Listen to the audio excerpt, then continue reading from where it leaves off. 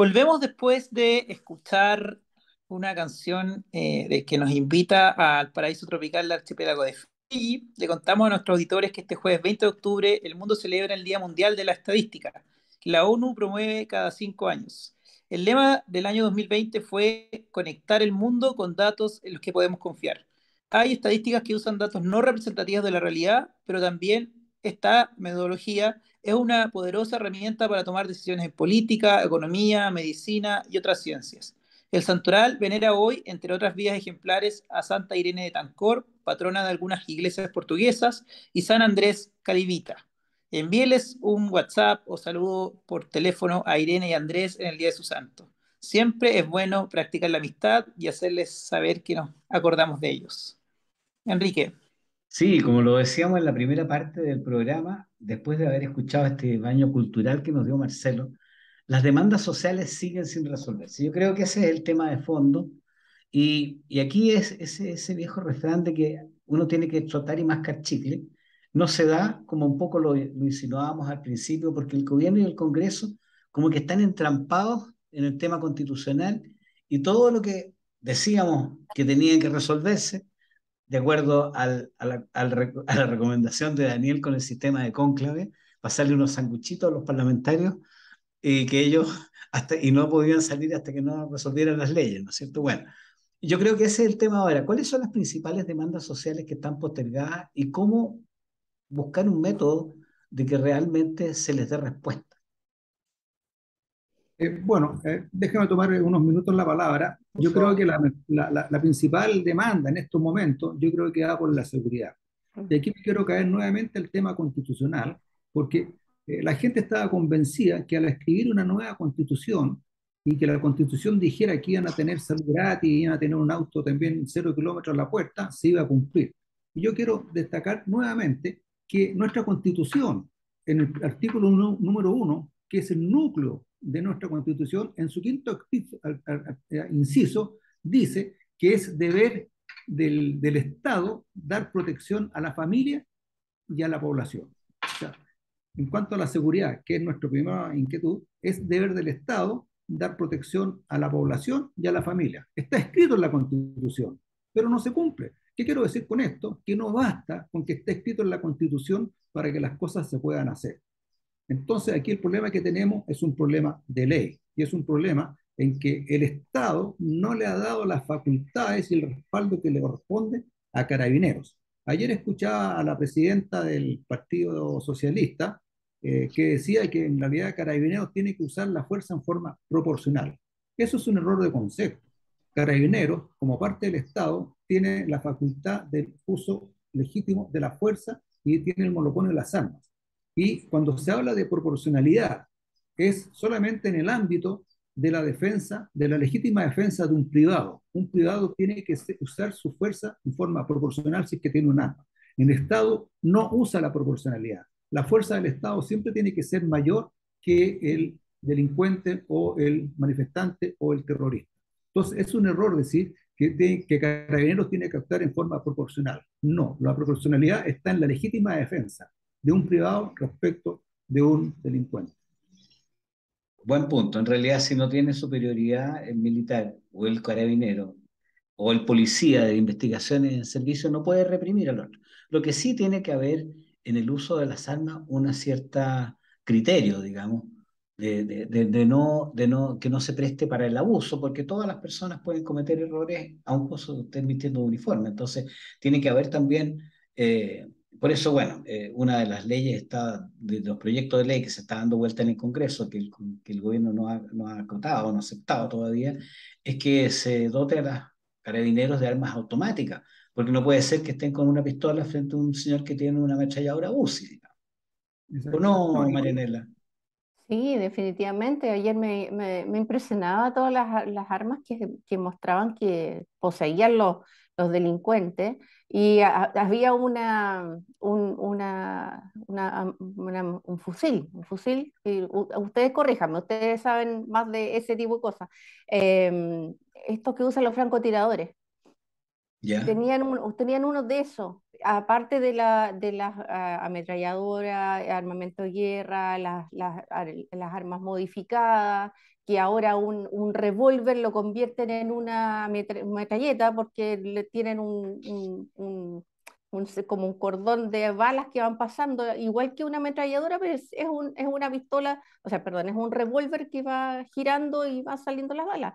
Y armas hechizas, o sea, por todas partes aparecen armas y el gobierno llama, bueno, es cierto que tener un arma en el hogar es es para defenderse, pero también han ocurrido accidentes con las armas en los hogares que, bueno, en cierto modo hay algunas personas que sí podrían estar de acuerdo en la no tenencia de armas como otras que sí la aceptan y otras que no la aceptan, bueno, por un sinfín de motivos. Pero creo que, bueno, volviendo a la pregunta, creo que de las demandas, de lo que más demanda en este momento la sociedad es definitivamente la seguridad. Porque, bueno, la seguridad es el paraguas de todo, la seguridad es el paraguas de la reactivación, del comercio, de que abran nuevamente los comerciantes que cerraron. Bueno, de hecho en Valparaíso todavía hay negocios que desde el 18 se cerraron y a la fecha no hay nada. O sea, tres negocios juntos, estaba Saxoline, estaba Hash Puppies y otra tienda que no recuerdo cuál era, pero son tres juntitas que están cerradas. Tricot nunca más abrió en ese lugar. Eh, bueno, eso referente a la seguridad. Bueno, estamos al debe con la educación, con la salud, con las pensiones.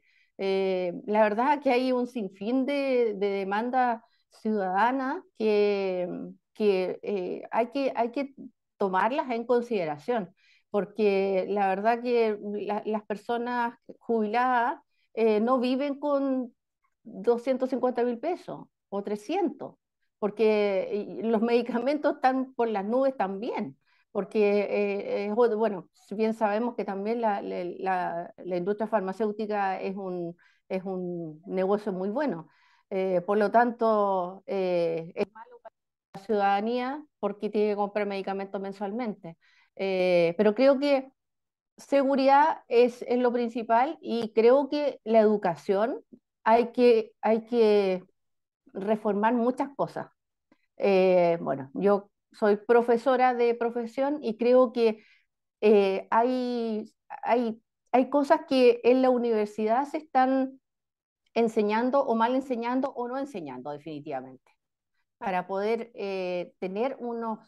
para tener futuros ciudadanos cultos, porque querían también sacar o poner opcional historia y geografía, o sea, ¿qué tipo de alumnos vamos a sacar en cuarto medio si sacamos filosofía, si sacamos historia y geografía, si sacamos educación cívica? O sea, ¿qué vamos a tener? Ciudadanos que sumen y resten, que sepan las cuatro operaciones y listo, y que sepan hablar relativamente bien. ¿Dónde queda la historia y geografía? Que sepan matemática, algo castellano, no sé. La verdad que creo que la educación es la base de todo en cuanto a sociedad. Y como dijo Daniel en algún minuto, dijo que el Estado debe proteger a la familia y a la ciudadanía. Y la familia, con esta sociedad que estamos viviendo, día a día la familia se destruye más porque el núcleo de la sociedad se está destruyendo. O sea, familias como nosotros lo concebíamos hace 20, 30 años atrás, quedan muy pocas y se están destruyendo. Los matrimonios ya no duran tantos años y no tienen hijos, sino mascotas. O sea, todo mal, todo Bien, mal. oye, me parece claro, o sea, tú estás claro en que tus dos opciones son seguridad y educación. Ahora, en la educación yo No, te las otras cuento que también, sí, también no, las otras pero está bien, tú privilegiaste principales, esos sí, dos sí, y yo creo que en educación habría que señalar también otra forma de educar, no solamente los sí. contenidos, sino que la información está disponible en Internet en todas partes y los profesores tienen que ser conductores, como lo hemos dicho, y no los dueños de la información. Marcelo, algo rozó también Marianela, pero no sé si es tu prioridad importante el problema económico que tenemos. O sea, vamos a tener un crecimiento negativo el próximo año y este año tenemos un crecimiento positivo generado por la que va a resultar, o el de 2021 fue el positivo porque hubo muchos retiros, digamos, Por los entonces había retiros, mucho dinero claro. circulante, digamos. ¿Qué opinas tú del tema? ¿Tú crees que educación, seguridad, cómo talla la economía entre esas prioridades? Sí, a ver, que acá hay varias cosas. La primera creo yo que el tema de seguridad y economía son los temas principales hoy en términos de prioridad y la ciudadanía lo muestra así también en distintas encuestas, pero eso en parte es responsabilidad, así como está, digamos, hoy del Estado, o sea, sobre todo del Poder Ejecutivo. Entonces, creo que ahí hay una tarea relevante que el gobierno tiene que hacer eh, y respecto a, y bueno, y obviamente las proyecciones económicas que hemos conocido son lamentables. Estamos viendo cómo el Banco Mundial está proyectando el crecimiento de la pobreza a una tasa de 10,5%, que es retroceder cerca de 7 u 8 años en este avance que era la erradicación de la pobreza. Y estamos viendo tasas altas de inflación, problemas de riesgo y todo, y obviamente esa yo creo que es la prioridad número uno en la que debería abocarse el gobierno y en general, en caso que le toque al Poder Legislativo legislar sobre alguna reforma, como el caso de la reforma tributaria, avanzar hacia tratar de ver cómo podemos minimizar el impacto que una reforma tributaria nos puede generar. Y en torno a la pregunta que haces tú respecto a cómo podemos avanzar en las reformas, que ya es una responsabilidad en política general, digamos, o sea, porque ahí significa tener que ponerse de acuerdo en el Congreso.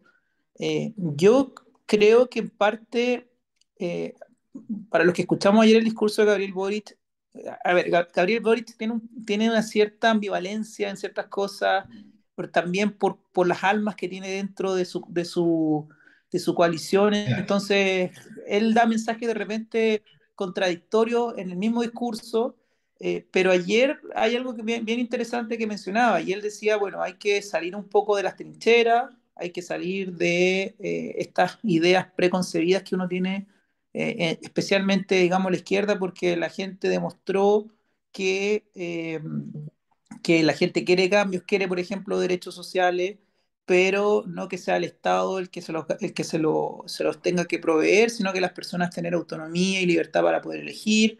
Las personas quieren tener la posibilidad de poder elegir el sistema de salud que quieren, el sistema de pensiones que quieren, y así podríamos empezar a ver otros tipos de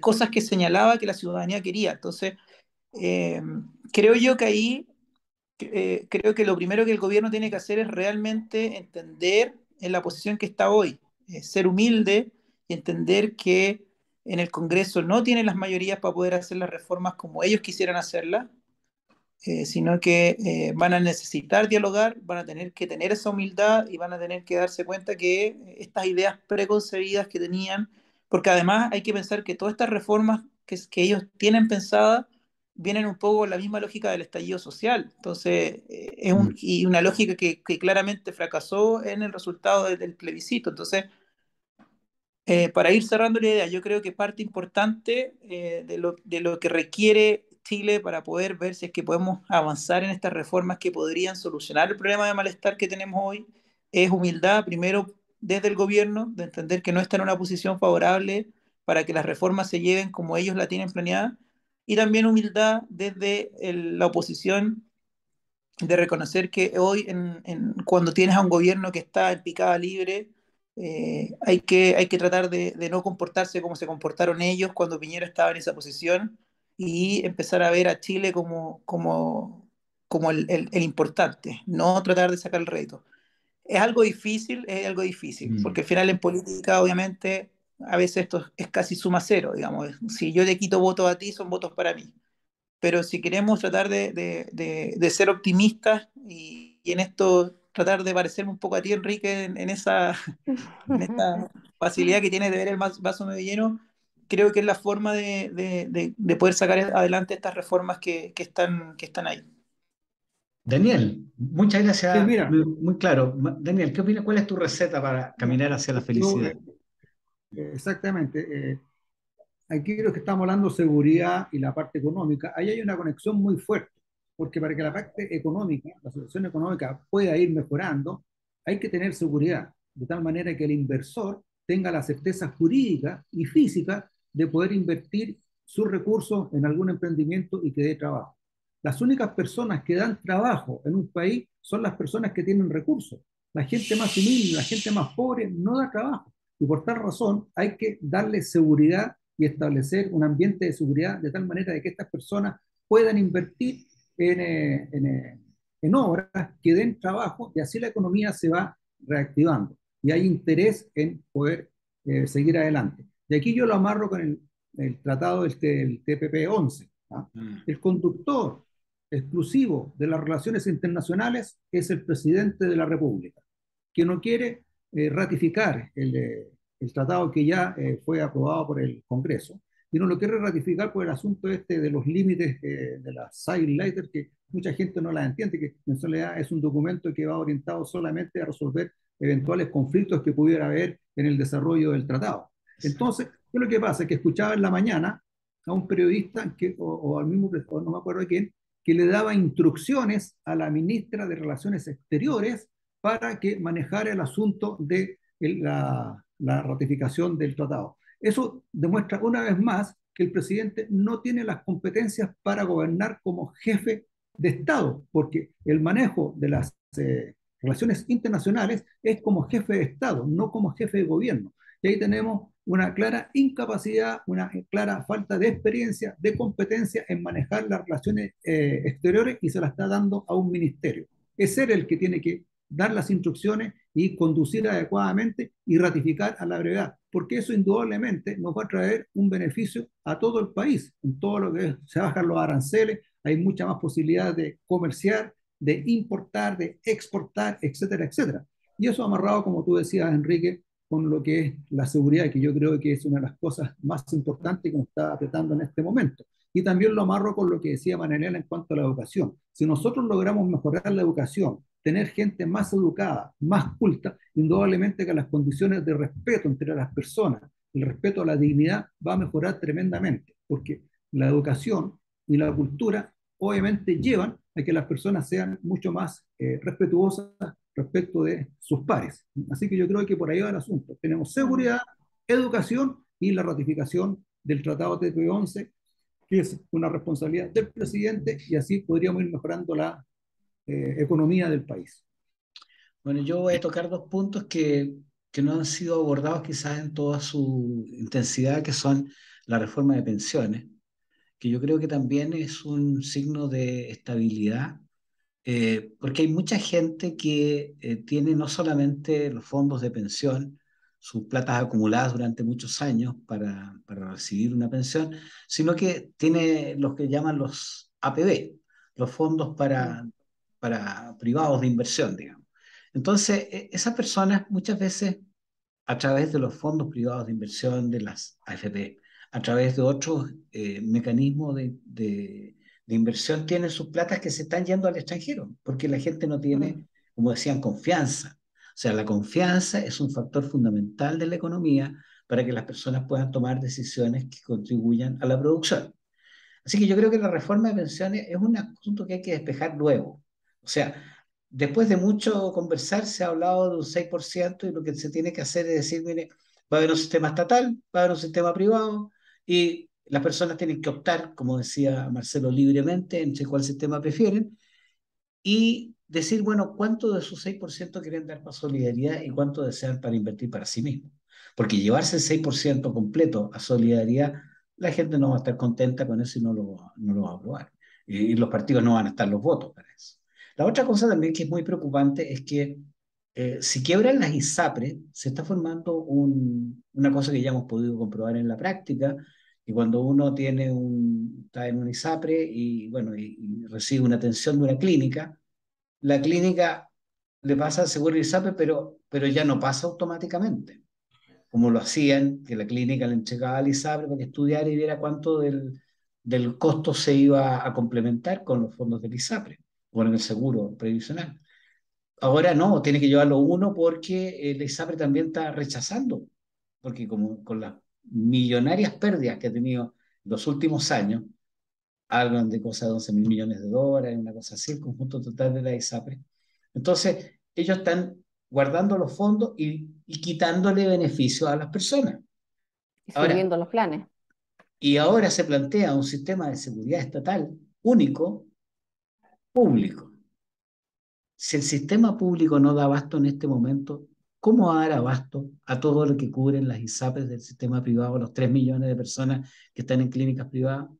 Entonces, tenemos problemas también bien urgentes que yo levantaría aquí las pensiones y la salud junto con lo que ustedes planteaban sobre economía, seguridad, en fin, de las cosas que estamos viviendo. Entonces, el panorama es bien complejo, pero hay que resolverse por atacar algunas, viendo los proyectos que están listos y resolver para que voten. Yo me sumo a la idea de Daniel del cónclave. Yo creo que tenemos Sería muy una bueno. parte fábrica de Sí. sanguchitos y clubes que podrían mandarle alimentación al interior del Congreso, pero para que legislen luego. O será Oye, muy totalitario.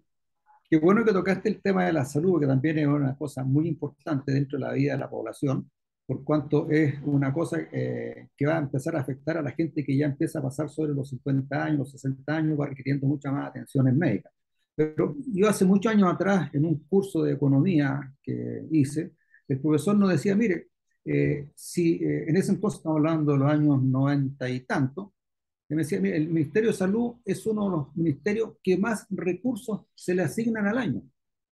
Cuando llegó la democracia del año 90, el Ministerio de Salud tenía alrededor de 9.000 funcionarios. Hoy en día va en cerca de los 40.000. Entonces, imagínense usted a dónde se van los recursos que se le asignan. Entonces, él nos decía en esa época, mire, si esa plata que el Estado le asigna al Ministerio de Salud la repartiera por los 14 o los 15 millones de chilenos, cada chileno tendría plata suficiente para elegir el médico que quisiera y podría solucionar su problema de salud. O sea, es una cosa, lo que yo quiero decir en el fondo, de que el Estado está malgastando los recursos. Piensen ustedes que esta aventura constitucional que tuvimos demandó una cantidad de cerca de 66 mil millones de pesos, por lo que he visto yo. Podríamos haber hecho un par de hospitales estupendos, podríamos haber mejorado, qué sé yo, cuántos CEFAM, podríamos haber contratado cuántos médicos, podríamos haber acortado las líneas de las filas de espera. Entonces, obviamente que hay una irresponsabilidad del Estado, y más aún de este gobierno, que ha ingresado al Estado una cantidad tremenda de amigos, o como dice el Villegas, amigotes, ¿no?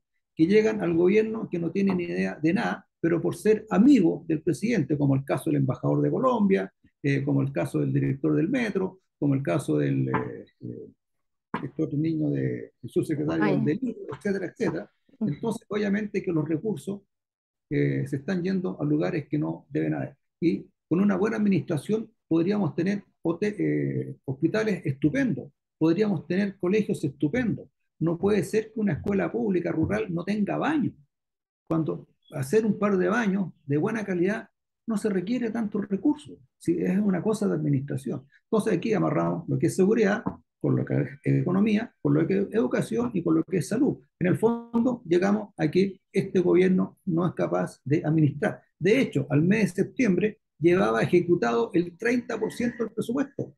Así es la incompetencia de este gobierno. Ni siquiera es capaz de gastar la plata que tiene asignada. Bueno, fíjate que yo concuerdo contigo en eso, pero también no creo que el gobierno sea el único responsable. Yo creo que también el Parlamento tiene buena parte de culpa de no llegar a acuerdos para las cosas que son transversales. O sea, puede que haya cuestiones de principios entre la izquierda y la derecha sobre la Constitución. Ok, pero bueno, si estamos hablando de porcentajes de cotización en pensiones, si estamos hablando de inversión en hospitales, si estamos hablando de seguridad pública, no puede seguir durmiendo el proyecto de ley de infraestructura crítica 3, 4 años. Eso es un problema del Congreso también. Entonces, yo creo que ahí hay más de un responsable en este cuento y nosotros tenemos que estar muy conscientes de que lo que hacen nuestros representantes para darles o no nuevamente nuestra confianza cuando se presenten a las próximas elecciones. Bueno, yo creo que ya se nos está como acabando el tiempo, igual que ocurre siempre, el tiempo es un recurso escaso, no renovable y en vía de extinción, ¿no es cierto, Marianela? Definitivamente. Bueno, Bueno, y Marcelo, no sé si tienes un último comentario antes de que pasemos a la buena noticia que nos va a leer Daniel. Sí, o sea, yo estoy de acuerdo con ustedes, creo que hay un problema de administración de recursos. De hecho, si uno revisa los distintos estudios, el índice de Gini, que tanto se ocupa para hablar del problema de desigualdad que tenemos en Chile, uno revisa que el índice de Gini antes de la intervención gubernamental o estatal está cerca del 0,51% y está muy parecido a países de primer mundo. Sin embargo, cuando interviene el Estado es cuando uno ve las diferencias en los países de primer mundo. En Chile solamente baja 3%, lo que es muy, muy bajo, sobre todo si tú, por ejemplo, te comparas con Alemania, donde pasas de 0,50 a 0,29, o con países como Portugal, de 0,52 a 0,32.